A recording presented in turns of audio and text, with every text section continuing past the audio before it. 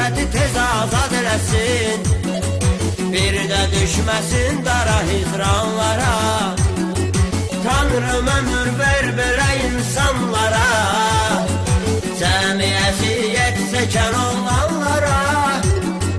Tanrım ömür ver belə insanlara, cəmi əziyyət çəkən olanlara.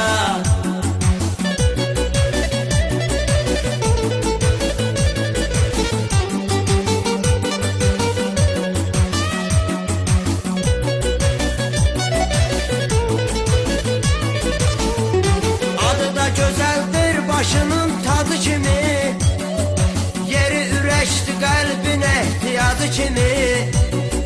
Böyük qardaşımız oğru hədi kimi, ad qoyubdu qəlblərə, vicdanlara. Bu aləm ki qərq olunubdur nura, müqəddəs bir aləm adlanır bura.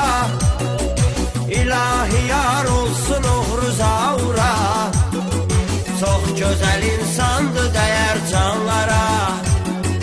Tanrım ömür ver belə insanlara, cəmi əziyyət çəkən olanlara. Tanrım ömür ver belə insanlara, cəmi əziyyət çəkən olanlara.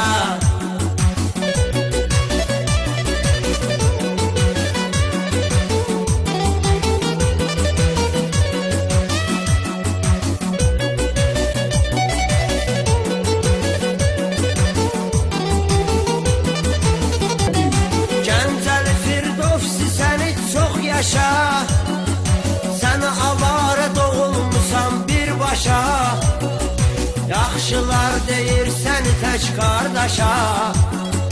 Layiq sənər bir gözəl axsanlara, çox ürəklər həsrəti ilə yar edir, varlığı ancaq onlara çarədir. Mingə çevrilir rəvan avarədir, can fəda bu aləmi yaşayanlara.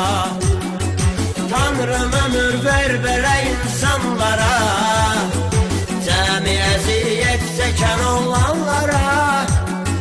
Tanrım ömür ver belə insanlara, cəmi əziyyət çəkən olanlara.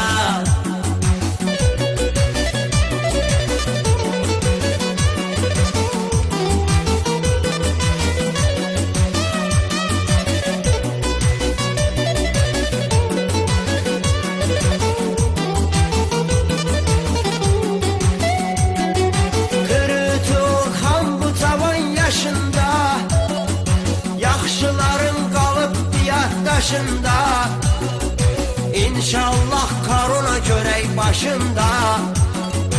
Oğrular gərəkdir bu dövranlara, İndi sizə volyadan əsrət çəkir, o qardaşın əməlini diqqət çəkir.